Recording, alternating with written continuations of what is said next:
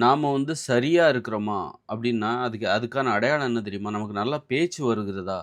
நாம் சரளமாக பேசுகிறோமா? நமக்கு சிரிப்பு வருதா? அழுகை வருகிறதா?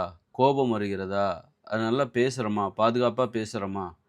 அ பேச்சே வரமாட்டேங்குது அப்டின்னா, நம்ம ஏதோ தப்பு நடந்திருக்குன்னு அர்த்தம். அது எதனால? நம்ம சாப்பிடுற உணவுனால இருக்கலாம். பழக்கவழக்கங்களால இருக்கலாம். உறவு முறைகள் தவறான உறவு முறைகளால இருக்கலாம். இதெல்லாம் ஆராயணும். ஏன் நமக்கு இன்னைக்கு பேச்சு வர மாட்டேங்குது? ஏன் நம்ம நல்லா பேச மாட்டேங்கிறோம்? ஏன் நம்ம அமைதியாவே இருக்கோம்? எல்லாருமே நல்லா பேசுறாங்க. நல்லா பேசுறவங்க தான் நல்லா பேச்சு வருது பாருங்க.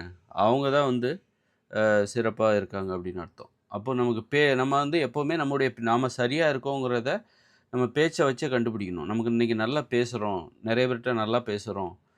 நமக்கு நல்லா பேச்சு வருது. நம்ம வந்து தொடர்ந்து நமக்கு பேசுவதற்கு பாயிண்ட்ஸ் வந்துகிட்டே இருக்கு. குறிப்புகள் வந்துகிட்டே இருக்குது. அ அப்படின்னு சொல்லிட்டு அந்த மாரி இருக்குதா, அப்போ கரெக்ட்டா இருக்கீங்கன்னு அர்த்தம். இல்ல எனக்கு பேச்சே வரமாட்டேங்குது. என்ன பேசணும்னே தோணல. நான் ஒண்ணு சொல்லணும்னு நெனைக்கிறேன். ஆனா எனக்கு பாயிண்ட்ஸ் வரமாட்டேங்குது அப்படின்னா, ஏன் வரமாட்டேங்குதுன்னு யோசிக்கணும். அதுக்கான காரணம் எங்க இருக்கும் தெரியுமா? நீங்க சாப்பிடுற சாப்பாட்டுல இருக்கும். தப்பான உணவுகள சாப்பிட்டீங்கன்னா, உங்களுக்கு பேச்சு வராது. உங்க உடம்புக்கு கேடான உணவுகள சாப்பிட்டீங்கன்னா, உங்களுக்கு பேச்சு வராம போகும். நல்ல பேச்சு வார்த்தைகள் வராது. அதுபோல தவறான நீங்க வந்து நேர்மை இல்லாம இருக்கலாம். அது கூட உங்களுக்கு பேச்சு வருவதற்கு காரணமா பேசுவதை தடை செய்யும். அதுபோல நீங்க வந்து தவறான நண்பர்கள், தவறான உறவுகள், அவர்களோடு தவறான கெட்ட பழக்கங்கள் இதெல்லாம் வந்து பேசுவதற்கு தடையாக இருக்கும். அதனால வந்து பேசுவத எப்பவுமே கவனமா பேசுவத பார்க்கணும்.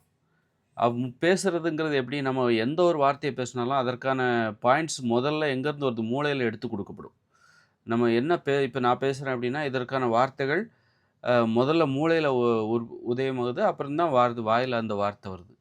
அப்போ மூளை சரியா செயல்படுது, நல்லா பேசுறோம் அப்படின்னா, அதற்கான பாயிண்ட்ஸ் வந்து மூளையில எடுத்துக் கொடுக்கப்படுகிறது அப்படின்னா, மூளை சிறப்பா செயல்படுது. நல்லா பேசுறோம்னா, மூளை சிறப்பாக செயல்படுகிறது என்று அர்த்தம். நல்லா பேச்சு இன்னைக்கு வரமாட்டேங்குதுன்னா, மூளை ஏன் வந்து செயல்பட மாட்டேங்குது? ஸ்டக் ஆகுது, வார்த்தைகள் வரமாட்டேங்குது. அப்படின்னு சொல்லி மூளையோட செயல்பாட அப்ப இந்த உணவு தான் மூளை சரியா செயல்படலன்னா, உடம்பே சரியா செயல்படலன்னு அர்த்தம். நமக்கு நல்லா பேச்சு வரலன்னா, இந்த உடம்பே சரியா செயல்படலன்னு தான் அர்த்தம்.